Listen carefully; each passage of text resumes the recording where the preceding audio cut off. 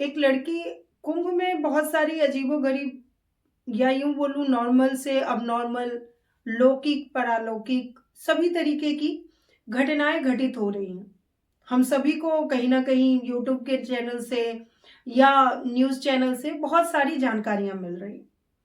मैं कोशिश करूंगी रोज आप लोगों के साथ कुछ ना कुछ शेयर करने की। अब आते हैं मुद्दे की बात पर। अभी एक लड़की बहुत फेमस हो रही है अपनी आंखों को लेकर। आज मैं आप लोगों के साथ कुछ बातें ऐसी शेयर करूंगी जो बहुत सारे लोगों से बात करने के बाद और कुछ साइकोलॉजिस्ट से भी जानकारी लेने के बाद मुझे समझ आई। तो उसके बारे में बताती हूँ कि आखिर मोनालिसा भाग क्यों रही है मीडिया से।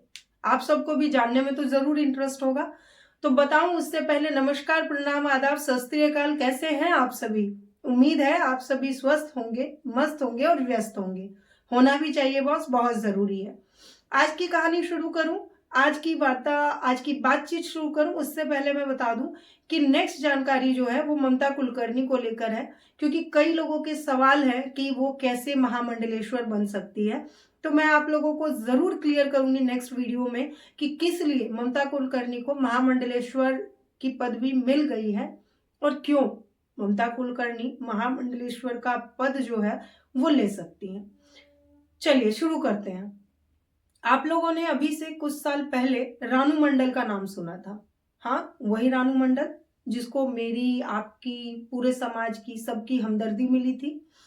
रानू मंडल की कहानी बड़ी अजीब होते हुए भी नॉर्मल से अब नॉर्मल और अब नॉर्मल से नॉर्मल है। क्यों? क्योंकि उसे एक बार ऐसे ही किसी ने गाते हुए सुन लिया, जिंदगी कुछ और नहीं तेरी मेरी कहानी है, और वहां से उसका नाम फेमस हो गया। और यूट्यूब चैनल पर उसकी एक वीडियो रातों रात इतनी वायरल हो गई कि हमने, आपने और पूरे जनताओं ने उसे भर भर के प्यार दिया। फिर वही कहते हैं ना कि सबको शोहरत नहीं पचती, वही रानू मंडल के साथ हुआ। रानू मंडल को हिमेश रेशमिया, पता नहीं कितने बड़े बड़े कलाकारों ने अप्रोच किया और वो उस ख्याति को नहीं संभाल पाई और आज के दिन में वो अकेले एक बंद कमरे में है। आप कहेंगे इसकी बात का क्या मतलब मोनालिसा से? तो पहले सुन तो लो, कोई कॉन्सेप्ट होता है तो कोई रीजन भी होता है। मुझे पता है कि आप लोगों को मुझसे ज्यादा जानकारी है, लेकिन एक बात तो जरूर है, अगर मैं आपसे बात करने आई हूं तो कुछ जानकारी तो मैंने ऐड ऑन किया होगा ना, क्योंकि मुझे पता है कि आप सभी मुझसे ज्यादा आगे बढ़े हुए हैं। चलिए दूसरा एग्जाम्पल देती हूँ, उसको सुन के हम सीधे सीधे मोनालिसा पर आ जाएंगे। ढिंचैक पूजा, सेल्फी मैंने ले ली है ना, उसकी आवाज जैसी थी, किसी के कानों को पसंद नहीं आई। उसका सुर कैसा था, स का भी नहीं पता था। और वो लड़की रातों रात फेमस फेमस हो गई, सेलिब्रिटी हो गई, और फिर वैसे ही वो भी पतन में चली गई। आज कोई नहीं जानता इन दोनों में से किसी को। शायद आज जो अभी के बच्चे हैं जो नए नए आ रहे हैं सोशल मीडिया पर, उनसे आप इन दोनों का नाम पूछोगे नहीं बता पाएंगे। लेकिन मोनालिसा जो कि मध्य प्रदेश की रहने वाली एक लड़की है, उसकी उम्र 17 साल की है, ओनली 17 ईयर। मोनालिसा के दादा ने एक कच्ची सी जमीन पर अपने गांव में एक कमरे का सेट और बाथरूम वगैरह बनवाया। उसके पास और पैसे नहीं थे, तो वो उसके दादा ने आगे की जमीन कच्ची ही छोड़ दी और वहीं पर मोनालिसा, उसके दादा और उसकी फैमिली रहती है। इन लोगों का मेन काम है माला बेचने का।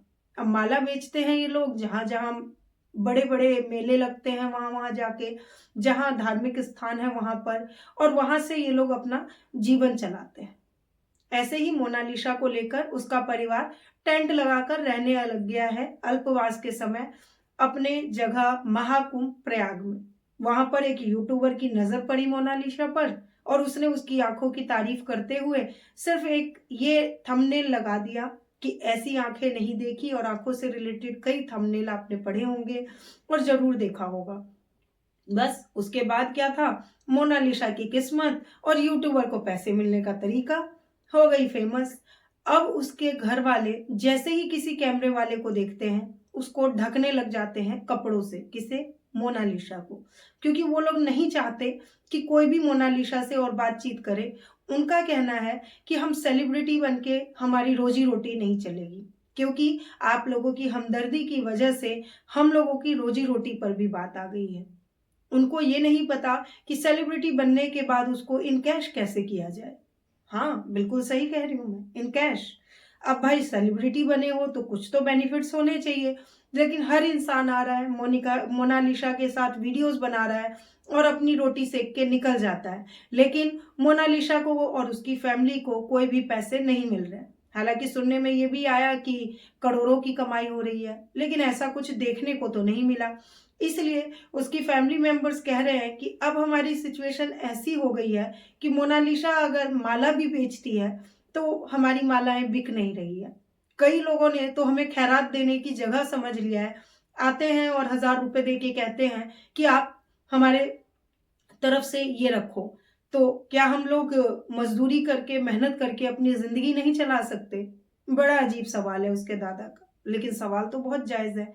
तो मैं ये कहूँगी कि रातों-रात सोशल मीडिया पर सेलिब्रिटी बन जाना, यूट्यूब चैनल और इंस्टाग्राम पर सीधे आपकी किस्मत से आपके लाइक डिसलाइक बढ़ जाना, कोई आसान बात नहीं है। लेकिन एक चीज़ ज़रूर है, एक नाम जो कि स्टेबिलिटी माँगता है, उसके लिए चीज़ों को समझना बहुत ज़रूरी है। तो बार-बार मोनालिसा को परेशान करने की जगह उस लड़की के साथ बहुत सारी सेल्फीज़ और फ़ोटो खिंचवा के या उसका इंटरव्यू लेके अपनी रोटी सेकने से बेटर है कि महाकुंभ में धर्म की चर्चा की जाए, ना कि फालतू में 4-5 चीज़ों को उठा-उठा के सिर्फ़ अपने चैनल का व्यूज़ बढ़ाने के लिए धन के नाम पर कुछ और रोटियाँ सेकी जाए। आपके पास जानकारी है, तो जानकारी दो ना boss.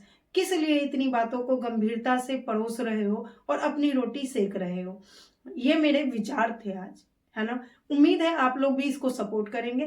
Thank you so much. नमस्कार, मिलती हूँ अगली बातों में कि महाकुंभ में नया क्या हो रहा है। लेटेस्ट के लिए हमारे साथ जुड़े रहें। धन्यवाद।